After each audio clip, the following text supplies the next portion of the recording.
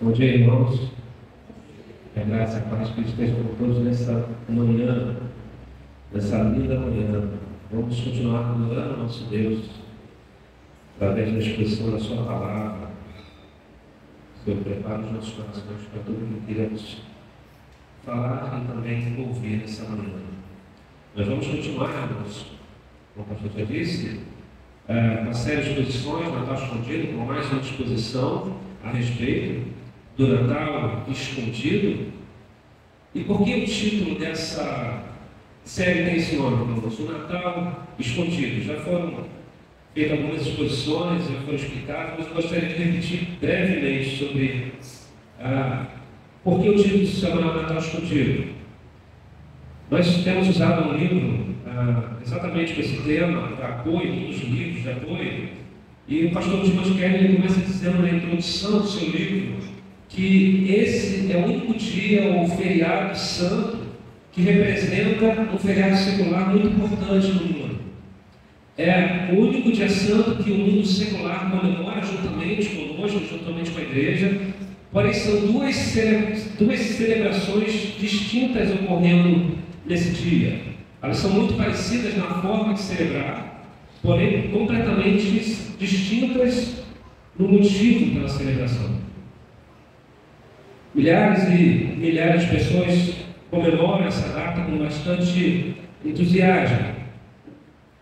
E nesse dia, e apenas nesse dia do Natal, elas se tornam solidárias, elas fazem as pazes, elas querem estar com a família, elas dão presentes ou trocam presentes, elas desejam ter uma mesa farta para reunir e se alegrar com a família e amigos, elas falam em paz no mundo, falam em dar as mãos, enfim, milhares e milhares de pessoas comemoram essa data dando uma ressignificação ao verdadeiro sentido do Natal. Com isso, o que de fato significa o Natal fica escondido entre uma comemoração que, de certo modo, até está no contexto daquilo que é a origem cristã. Dessa celebração nos leva a comemorar alegria, mesa farta, comunhão, mas o motivo central que nos leva a celebrar está completamente escondido entre toda a festividade secular de milhares de pessoas que ainda não perceberam o que significa a luz que tantos gostam de utilizar para enfeitar suas casas nesta data. A luz chegou e brilhou sobre o pecado de cada coração. Porém, milhares de pessoas pegam essa luz e penduram nas janelas, nas portas de suas casas, e não em suas mentes e em seus corações. Então, por isso, irmãos, a igreja que recebe a missão de pregar o Evangelho, ela deve estar totalmente empenhada durante toda a sua existência em fazer essa luz conhecida. É isso que nós estamos fazendo aqui com a exposição com essa série de exposições. Jesus nasceu, irmãos. Jesus nasceu para que eu e você também pudéssemos nascer. Esse Natal ele não pode ficar escondido. E com essa breve introdução, se ficar Natal escondido, eu faço uma pergunta à igreja. E essa pergunta é o título da mensagem desta manhã. E ela tem total ligação com o Natal escondido, porque se o Natal ainda está escondido para você, é porque você ainda não sabe responder a essa pergunta de maneira verdadeira e profunda. E a pergunta, que é o título da exposição dessa manhã: onde está o rei? Onde está o rei? Abra suas Bíblias. Evangelho segundo Mateus, capítulo 2. Vamos ler do versículo 1 ao 23. Essa é uma pergunta bastante significativa para todos nós, irmãos. Essa pergunta ela define não apenas onde o rei está, mas quem de fato está reinando. O que eu mais desejo, irmãos, nessa manhã com a expressão desse texto é que o Espírito Santo nos leve a responder com plena certeza, convicção e alegria a essa pergunta: onde está o rei? Onde está o rei? Quero ler essa passagem das Escrituras, que é bastante conhecida dos irmãos. Eu vou ler, os irmãos apenas acompanhem. Tendo Jesus nascido em Belém, da Judéia, nos dias do rei Herodes, eis que vieram os magos do Oriente a Jerusalém e perguntavam: onde está o recém-nascido rei dos judeus? Porque vimos a sua estrela no Oriente e viemos para adorá-lo. Ao ouvir isso, o rei Herodes ficou alarmado, perturbado, em outras versões, e com ele toda Jerusalém. Então Herodes convocou todos os principais sacerdotes e escribas do povo e lhes perguntou onde o Cristo deveria nascer. Eles responderam: em Belém da Judéia, porque assim está escrito por meio do profeta: e você, Belém, terra de Judá, de modo nenhum é a menor entre as principais de Judá, porque de você sairá o guia que apacentará o meu povo de Israel. Com isso, Herodes, tendo chamado os magos para uma reunião secreta, perguntou-lhes sobre o tempo exato em que a estrela havia aparecido. E enviando-os a Belém, disse-lhes: vão e busquem informações precisas a respeito do menino, e quando o tiverem encontrado, avisem-me, para eu saber ir adorá-lo. Depois de ouvirem o rei, os magos partiram, e eis que a estrela que viram no Oriente ia diante deles, até que chegando parou sobre onde o menino estava. E vendo eles a estrela, alegraram-se com grande e intenso júbilo. Entrando na casa, viram o menino com Maria, sua mãe. Prostrando-se, o adoraram, e abrindo seus tesouros, entregaram suas ofertas: ouro, incenso e mirra.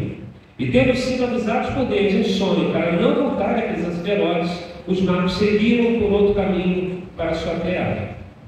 Depois que os magos foram embora, um anjo do Senhor apareceu em sonho a José e disse: levante-se, tome o menino e a sua mãe e fuja para o Egito.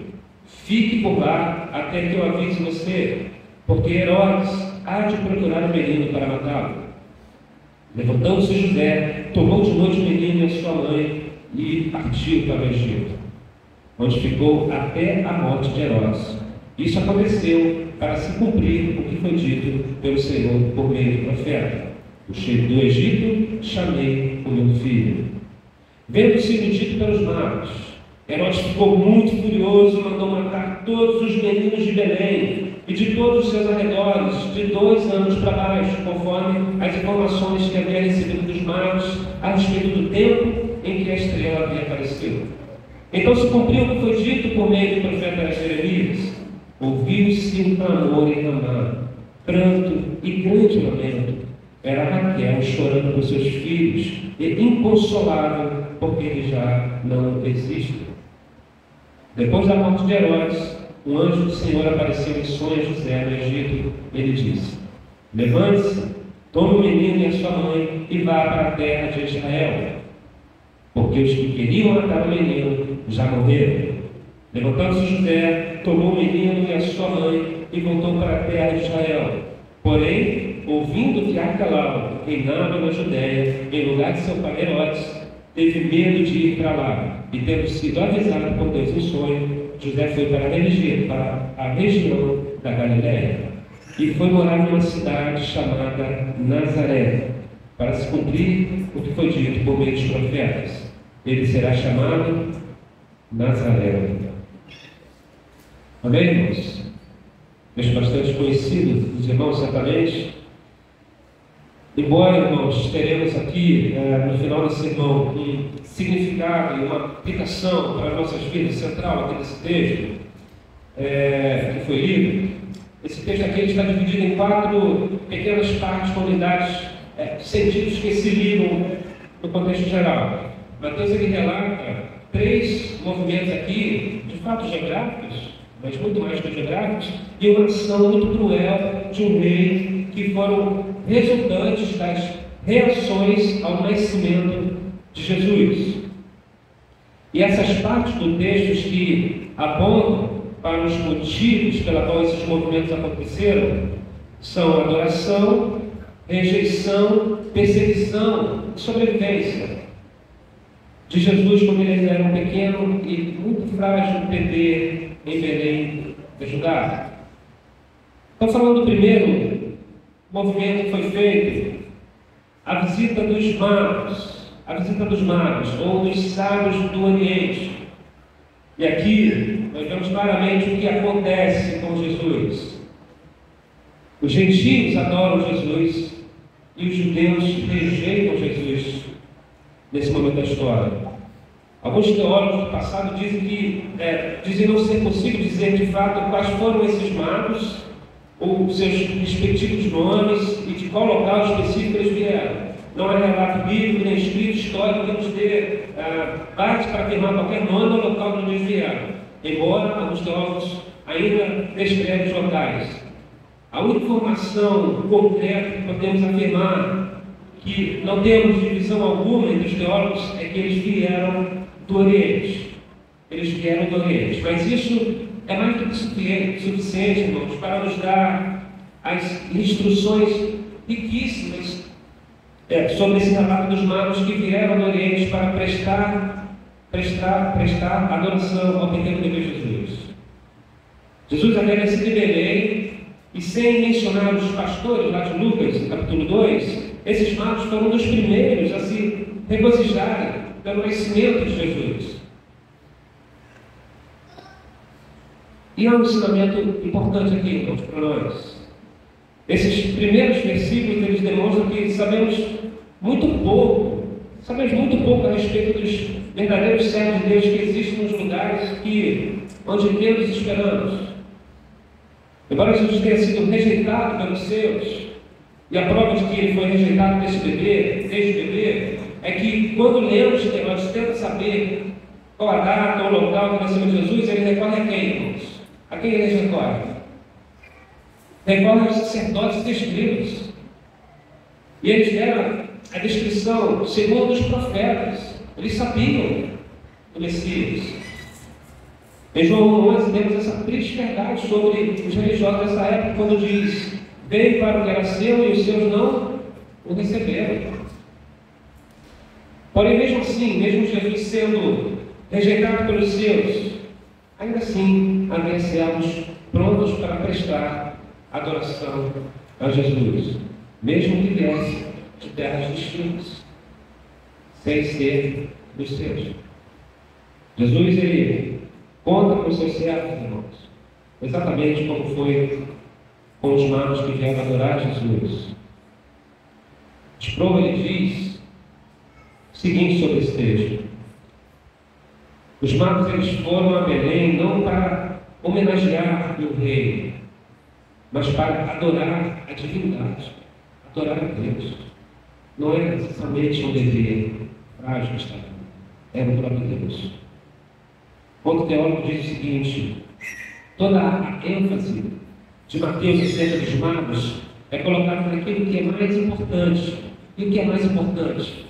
Não de onde eles vieram, não quem eram eles, mas eles vieram para adorar. Não se nos dá uma descrição detalhada da estrela. O teólogo ainda diz: não se nos diz como os magos relacionaram a estrela ao nascimento. Não se nos diz quantos magos eram, como estavam vestidos, como morreram ou onde foram sepultados. Tudo isso e muito mais foi intencionalmente deixado envolto em sombra, com o fim de que contra esse fundo escuro a luz pudesse brilhar com muito mais esplendor. Esses magos, quem quer que tenham sido, de onde quer que tenham vindo, vieram para adorar Jesus. Se mesmo o mundo, irmãos, gentil lhes atribui adoração, o teólogo ainda diz: não deveriam os judeus que receberam os oráculos de Deus também fazê-lo? E para os gentios, há esta mensagem de alento: o rei dos judeus deseja também ser o seu rei. Glória a Deus por isso, irmãos. Glória a Deus por isso. Porém, se não bastasse Jesus ter sido rejeitado pelos seus, desde o seu nascimento ele também foi perseguido. A visita dos magos não apenas trouxe adoração a Jesus, mas também medo, preocupação e perturbação ao rei Herodes, conforme lemos no texto. e não apenas ao rei Herodes, mas também a toda a Jerusalém. E por que isso aconteceu? Por que Herodes ficou tão perturbado com essa informação de que o rei dos judeus nasceu? E a resposta está na simples e sincera pergunta que os magos fizeram no versículo 2. Onde está o recém-nascido rei dos judeus? Porque vimos a sua estrela no Oriente e viemos para adorá-lo. Eu ainda não apresentei para vocês quem de fato foi Herodes. Mas quando apresentar, os irmãos irão entender por que essa pergunta perturbou tanto esse rei. Imagine que cada um de nós, hipoteticamente cada um de nós, aqui é um rei. E você está sentado no seu trono. E chega no seu palácio, onde você domina, onde você governa, pessoas sábias e importantes de outras terras, de outros locais, e pergunta a você: que é rei? Onde está o rei? Será que não está me vendo aqui reinando para me fazer essa pergunta?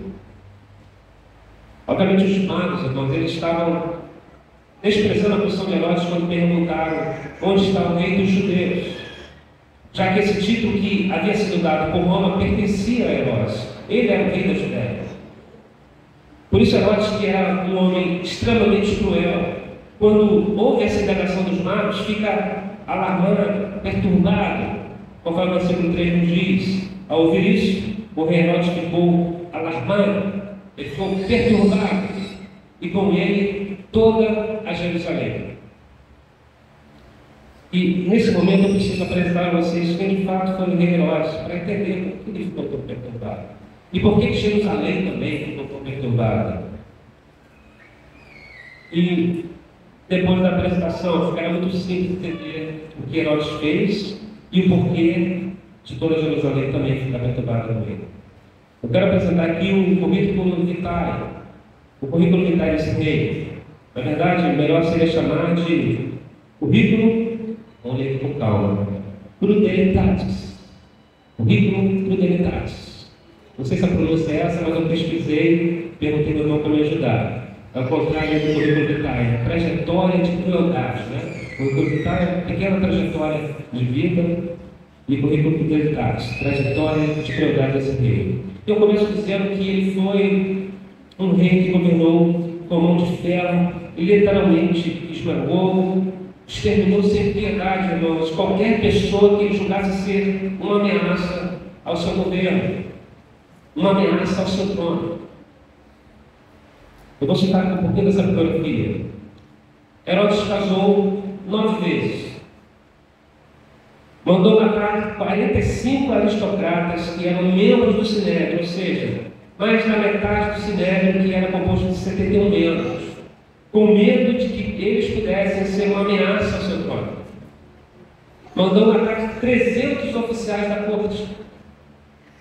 Casou-se com Mariana, uma mulher da nobreza, e com medo de concorrência da família dela, forjou acusações contra eles e os matou um a um. A pedido de sua sogra Alexandra, nomeou Aristóbulo, seu cunhado, como sumo sacerdote, quando este tinha apenas 17 anos. Mas como Aristóbulo granjeou a simpatia do povo, Herodes mandou afogá-lo. Horrorizado com as crueldades de Herodes, Alexandre tentou fugir para o Egito, para o abrigo de Cleópatra.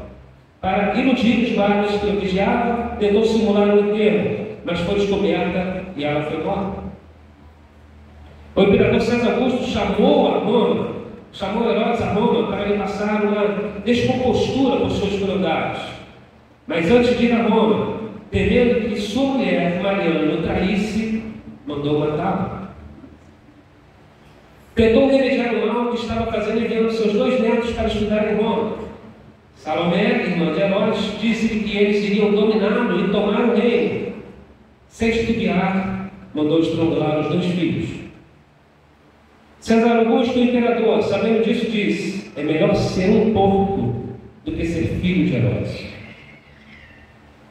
Foi esse rei que ficou alarmado quando soube que havia nascido uma criança em Belém, destinada a reinar em Israel. E por isso mandou matar todas as crianças de Belém. 5 dias antes de morrer na estância hidromineral de Jericó, mandou matar seu filho primogênito, para que este não tomasse seu trono. Percebendo que sua morte geraria alegria ao povo, fez sua irmã Salomé prometer-lhe que mataria um número considerável de judeus, que mandaria prender, para que assim houvesse quem chorasse por ocasião de sua morte. A ordem não foi cumprida, graças a Deus. Esse foi o Herodes, o nível de crueldade que Herodes tinha por qualquer um que ameaçasse o seu trono. Gente, escreve o seguinte sobre esse tema. É considerável que toda a Jerusalém se sinta igualmente muitíssimo abalada, porque sabia que viria uma onda de muita crueldade.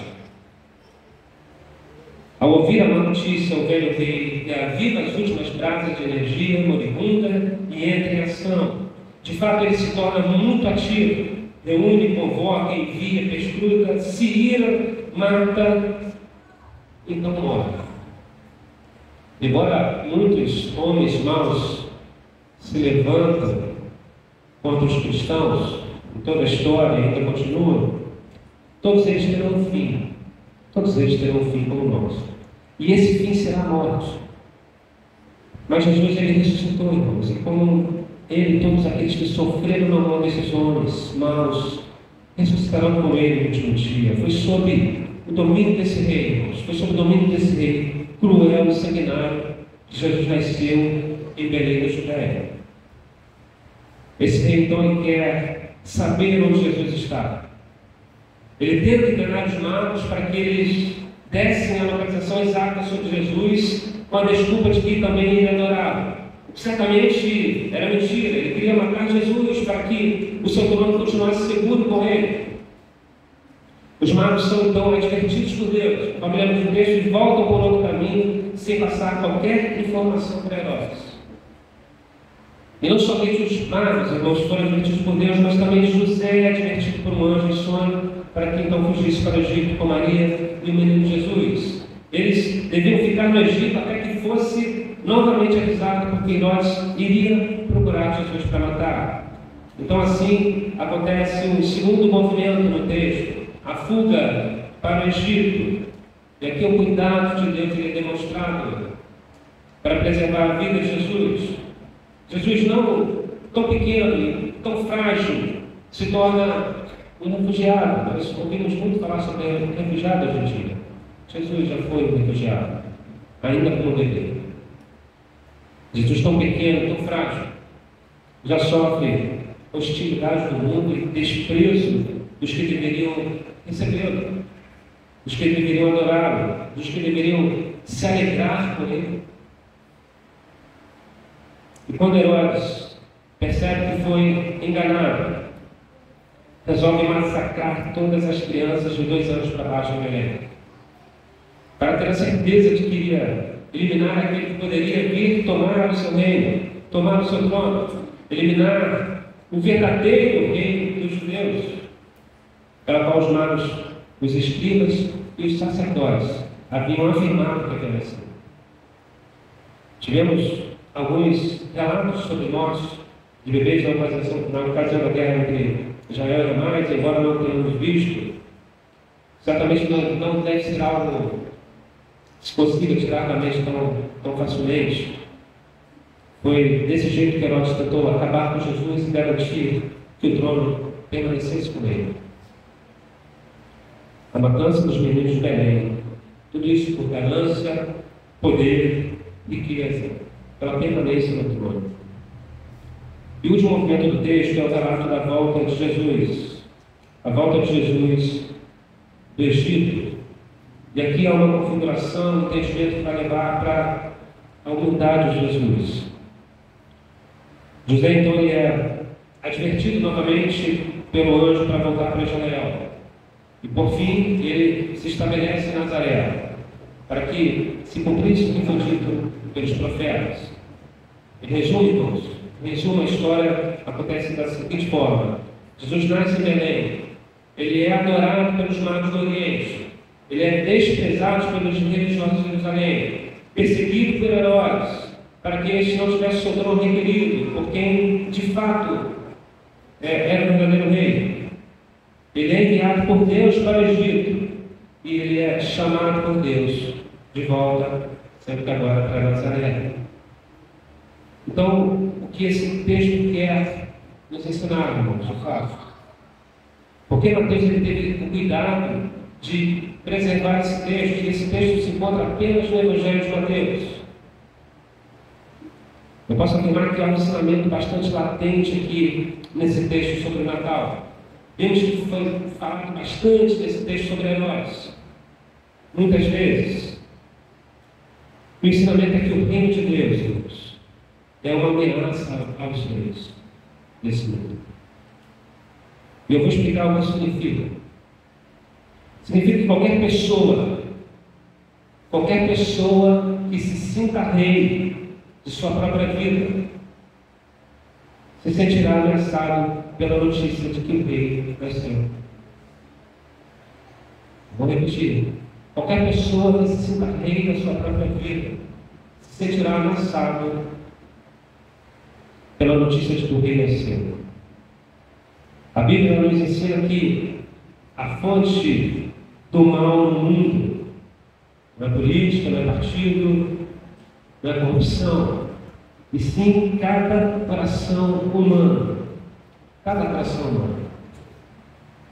E nesse ponto, irmãos, a reação do rei Herodes apresenta um retrato de todos nós.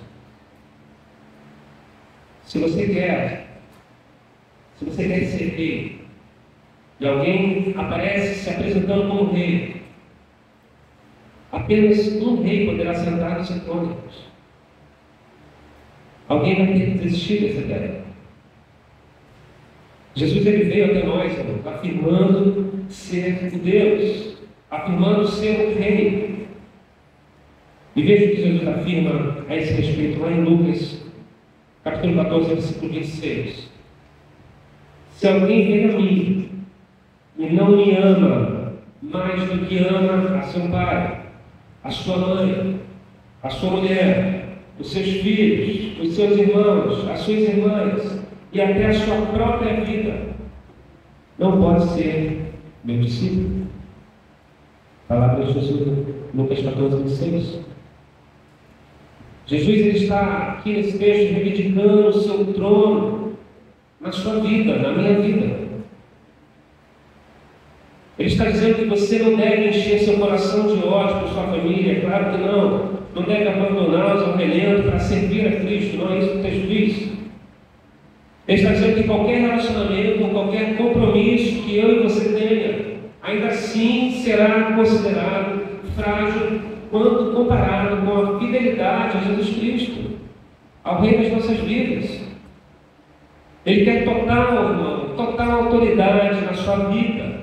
Não há espaço para nenhum rei, nenhum outro rei que não seja o próprio e único rei das nossas vidas.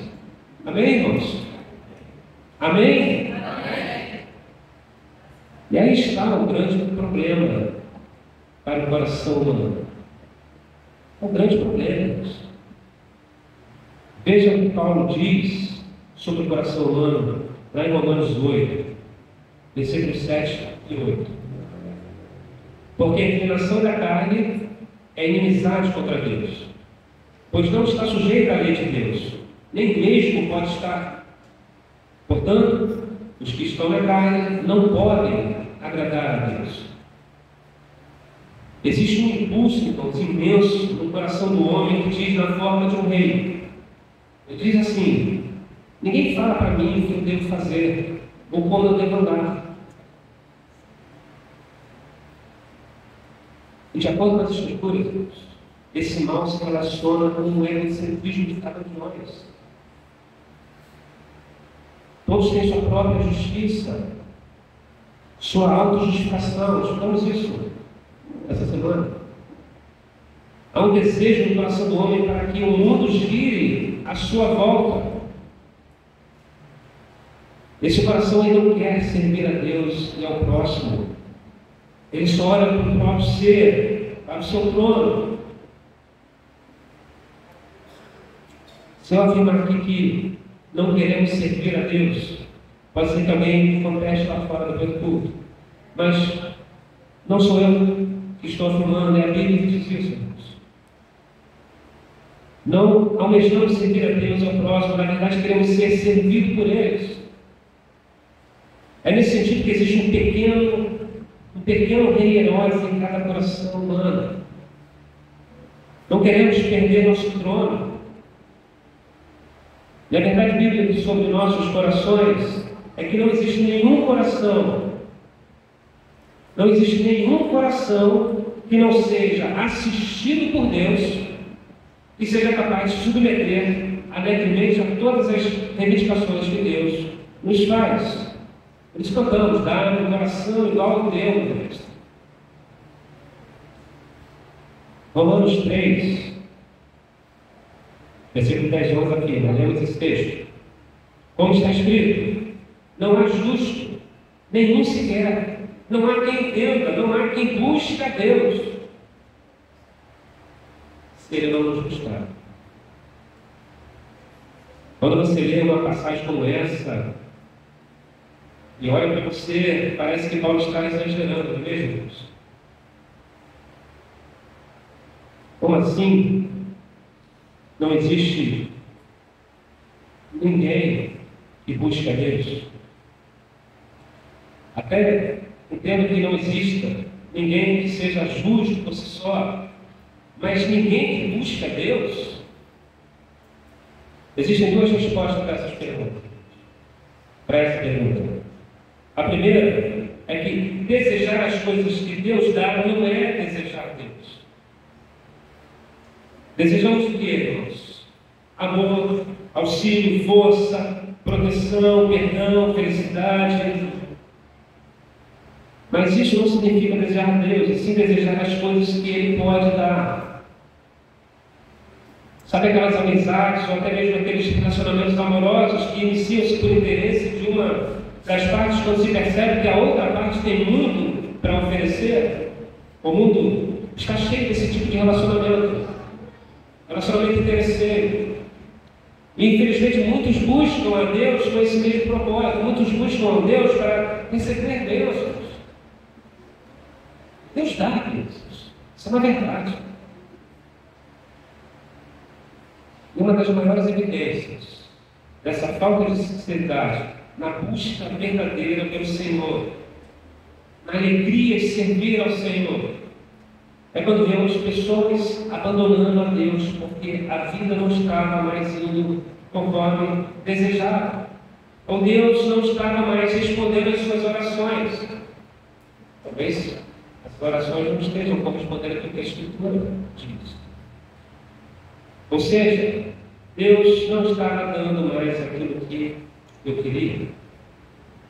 E em uma pior hipótese, aquilo que foi prometido pela igreja, considerando as igrejas que ofertam as bênçãos do Senhor e não a palavra de arrependimento. Isso aponta para um relacionamento interesseiro e não um relacionamento de amor verdadeiro com Deus. Essa pessoa continua no seu plano. Segundo é que desejaram Deus segundo os seus padrões. O que significa, irmão? Significa buscar um Deus que corresponda ao Deus que eles querem que ele seja. Acredito que tais pessoas pensam que existe um Deus personalizado para cada ser humano. Tais pessoas não querem buscar o Deus que a Bíblia revela, sim o Deus que ela quer para si, ela pensa ser. E qual é o Deus que a Bíblia revela, irmãos? O Deus de Romanos 1,18, que diz: a ira de Deus se revela no céu contra toda impiedade e injustiça dos seres humanos, que por meio de sua justiça suprimem a liberdade. A ira de Deus. O Deus de Salmo 7, 11 e 12. Deus é justo juiz. Deus que sente indignação todos os dias, se alguém não se converter. Deus afiará a sua espada. Já armou e deixou pronto o seu arco. Mas esse Deus que muitos não querem conhecer, também é o Deus de Romanos 8, 38 e 19. Porque eu estou bem certo de que nem a morte, nem a vida, nem os anjos, nem os principados, nem as coisas do presente, nem do porvir, nem os poderes, nem a altura, nem a profundidade, nem qualquer outra criatura poderá nos separar do amor de Deus que está em Cristo Jesus, nosso Senhor. Veja que isso nos mostra uma das verdades escondidas do Natal, irmãos. A extrema paixão do rei Herodes pelo poder se assemelha com a nossa resistência natural àquilo que Deus reivindica de nós. Se buscamos as bênçãos de Deus ou criamos um Deus que apenas nos agrada e não nos corrige ou exige de nós o que realmente estamos fazendo, é disfarçando a nossa hostilidade contra Deus. Deus, ele se revelou nas Escrituras como sendo o nosso Rei absoluto. Isso significa uma reivindicação total do trono, não parcial. Somente um rei pode assumir o trono. Esse rei não é você e nem eu. Esse rei é Cristo. O que o apóstolo Paulo mais nos ensina nos primeiros capítulos romanos é que ninguém, absolutamente ninguém, quer e pode buscar a Deus de forma verdadeira, sem que esse mesmo e único Deus transforme de maneira sobrenatural esse coração inimigo por natureza em um coração realmente interessado no Senhor e na sua santidade, não apenas das bênçãos que Ele pode dar, como Deus apenas bonzinho, e jamais irá me confrontar, estará sempre pronto a dizer. Somente Deus pode transformar esse coração. Pode ser que muitos estejam frequentando por anos na igreja uma dessas duas visões acerca de Deus. Deus vai fornecer todas as bênçãos que precisam, e somente isso, ou aquele Deus que eu penso ser Deus, que só me agrada, Deus bonzinho. E Ele é bom. A Bíblia diz isso. A diferença do ímpio e o religioso nessa questão, irmãos, é que o religioso ele encontra maneira de disfarçar a hostilidade à soberania de Deus. O ímpio não. Será que realmente podemos afirmar que pensamos em agradar a Deus em todo o tempo de nossas vidas cotidianas? Podemos afirmar isso, irmãos? Ou veja se não é a nós mesmos que queremos a todo instante agradar, ou a todo custo. Quem está realmente sendo o rei? De quem é a soberania da sua vida? A sua vontade ou a vontade de Deus é que está prevalecendo na sua vida? Onde está o verdadeiro rei? Na sua vida. Quem realmente está no trono? Se você se acha justo demais, se nós estamos nos achando justos demais, é a maior demonstração que quem está sentado nesse trono somos nós mesmos. O que podemos fazer, então, diante dessa verdade sobre nosso verdadeiro relacionamento com Deus? Verdadeiro e único Rei. A primeira coisa a fazer é abandonar essa negação sobre a nossa hostilidade contra a soberania de Deus. Você precisa reconhecer, irmãos, nós precisamos reconhecer isso e admitir. Paulo diz isso a nosso respeito. Todo ser humano se ressente com as reivindicações de soberania de Deus. E mesmo aqueles que não creem na existência de Deus, mesmo aqueles que não creem, não podem ficar neutros quanto à verdade do Natal. Jesus nasceu, é um fato. O Rei nasceu, Ele vai sentar no trono definitivamente por toda a eternidade. Ele já está sentado. E essa verdade diz que perdemos qualquer direito sobre o comando de nossas vidas. A segunda verdade sobre a hostilidade do senhorio de Deus sobre nossas vidas é que mesmo que você duvide dessa hostilidade, ou já ser um cristão que professa sua fé genuína em Deus e não se considera mais o inimigo de Deus. E isso é uma verdade que as Escrituras nos ensinam. Jesus nos perdoou, por isso fomos reconciliados com Ele. Mas Paulo também diz lá em Romanos 7 que ainda assim há hostilidades residuais no nosso coração contra a soberania de Deus. Isso permanece enquanto não chegarmos ao fim dos tempos. Enquanto não tivermos nosso corpo glorificado, onde nossa alma será novamente perfeita como Deus a criou antes do pecado. Estamos caminhando. Se você ainda tem dúvidas sobre essa situação, precisa reconhecer a hostilidade residual.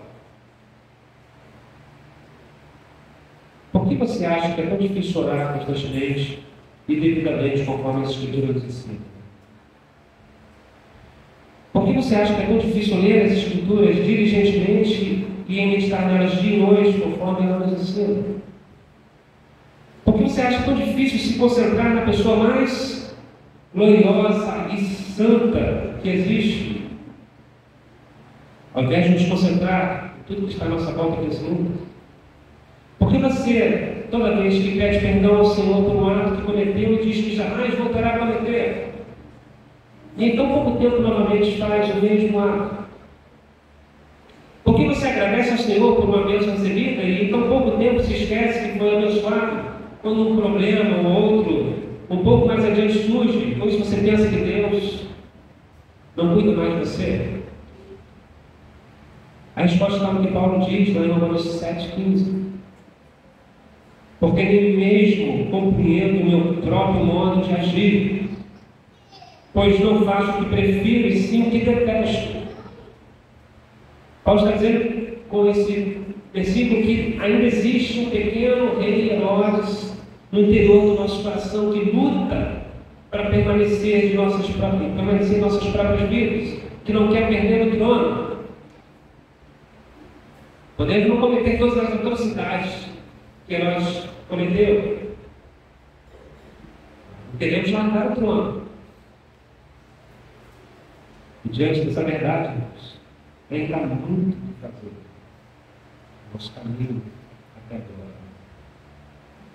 Ainda precisamos demasiadamente dos meios de graça que Deus nos concede para que sejamos muito mais intencionais mesmo quanto ao assunto crescimento espiritual.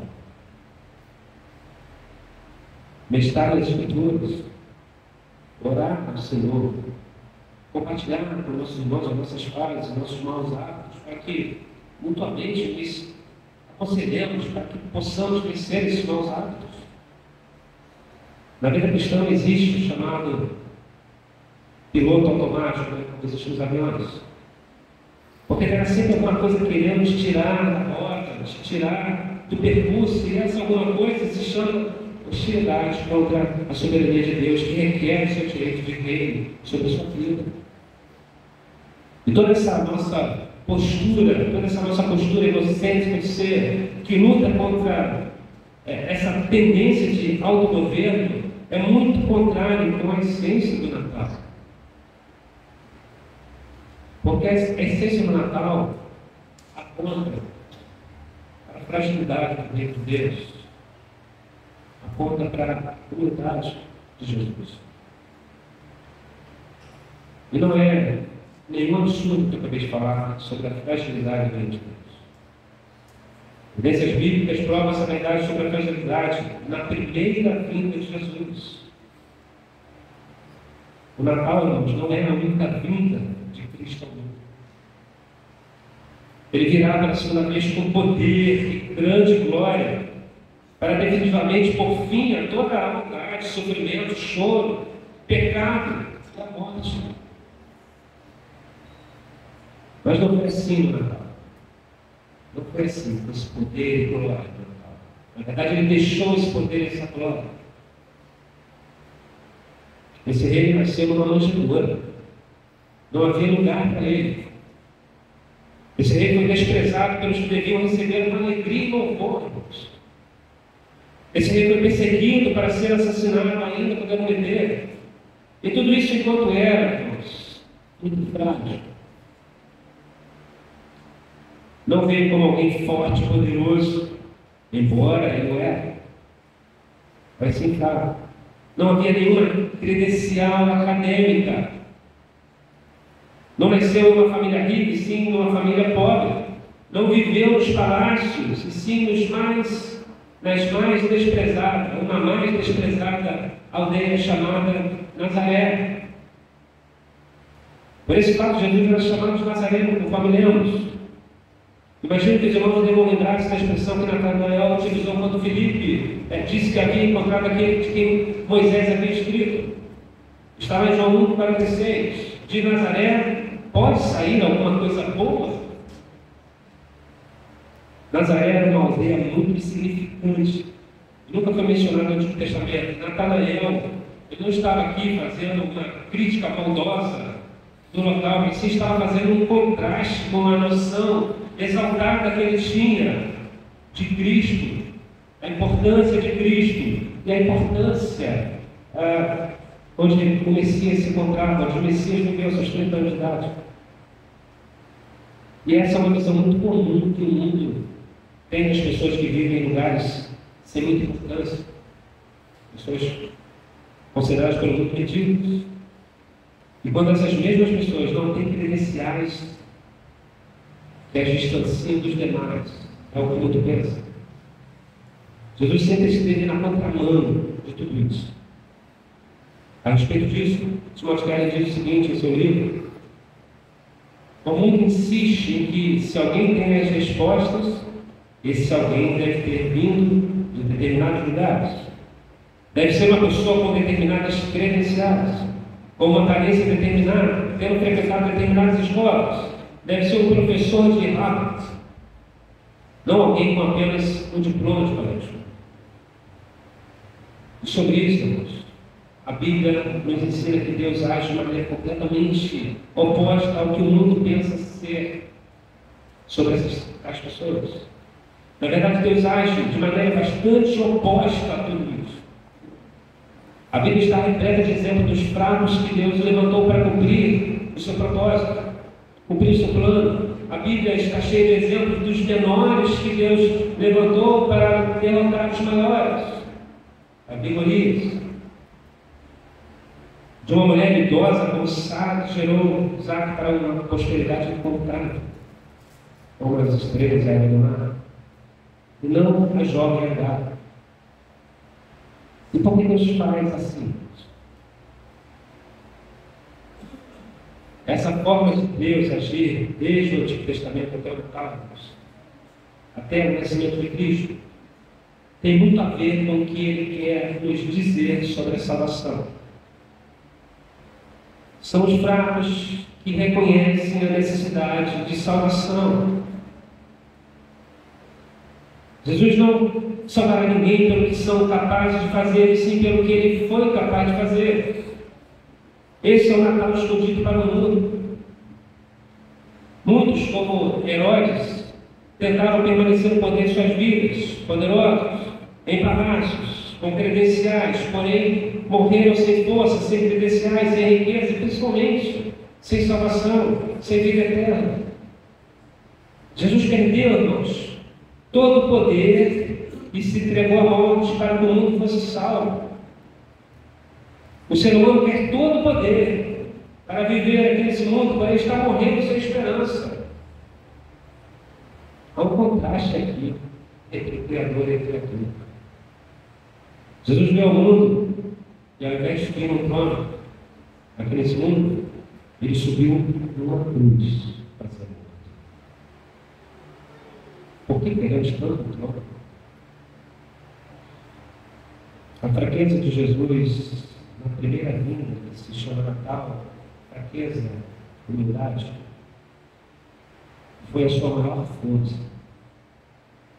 Ele venceu a morte e ele ressuscitou.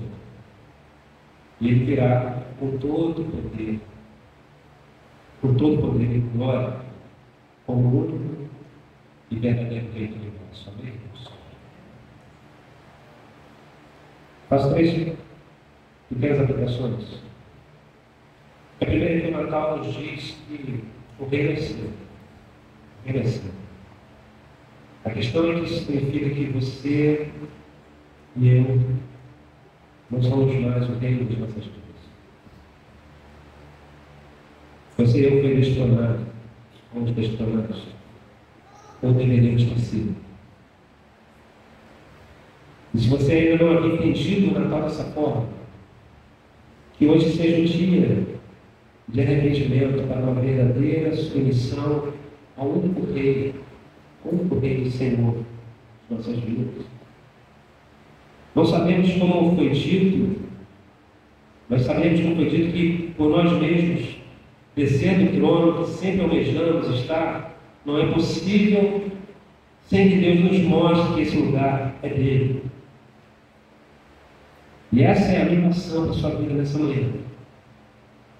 Que Deus lhe dê a mão para descer do trono e tomar o lugar que é dele por direito, que haja em seu coração verdadeira alegria e contentamento em Deus.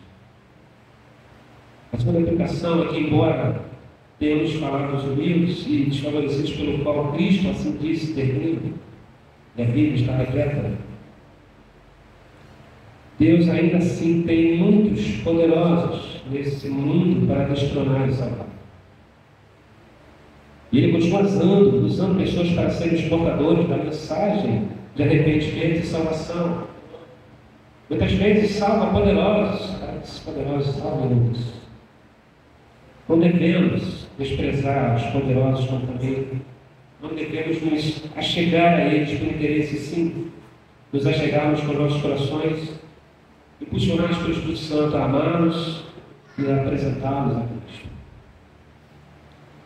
E a terceira multiplicação. Não importa o quão parecido você tenha sido com nós. Não importa o que você tenha feito, não importa qual mal você tenha sido.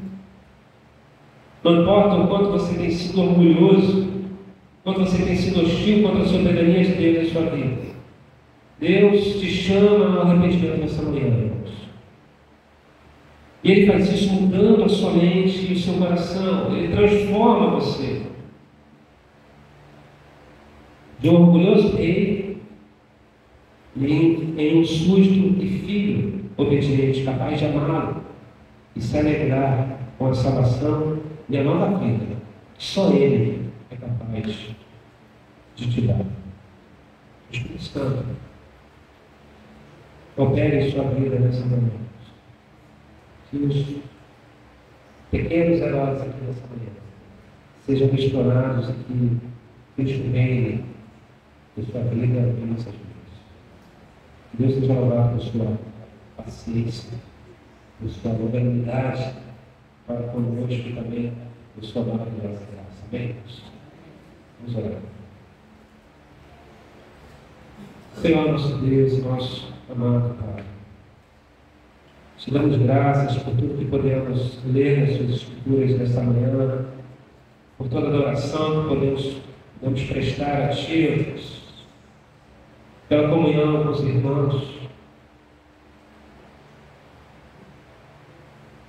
pela presença do Teu Espírito Santo em nossas vidas, Senhor Deus, e em nossa igreja.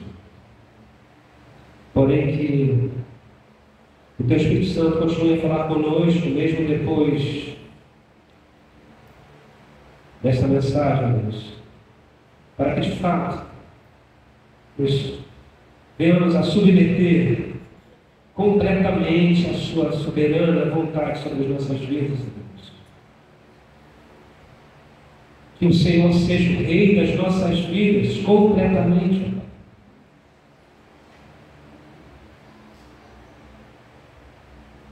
Que sejamos, ó Pai, completamente submissos à Tua vontade.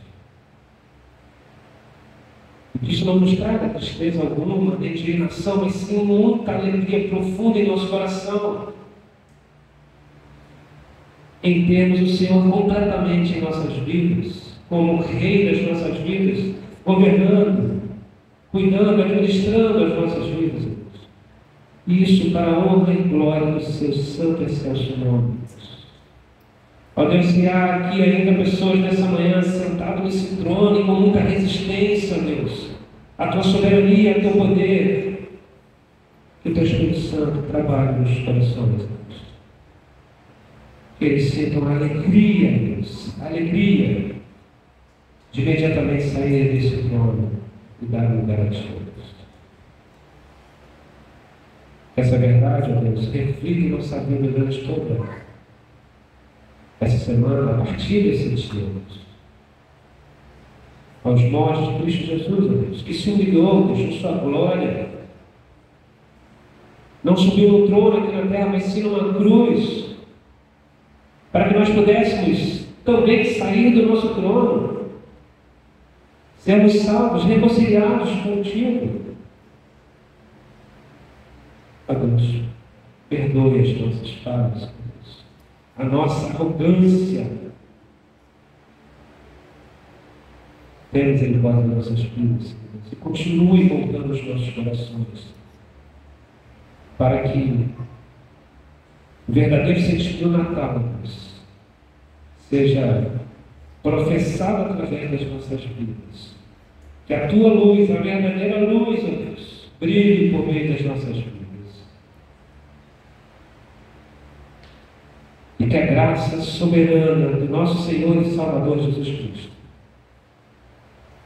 o amor de Deus o Pai e a comunhão do Santo Espírito de Deus esteja com cada um que nesta manhã e com todo o povo de Deus espalhado sobre a face da terra, que vive por sempre hoje. Amém e amém, Senhor.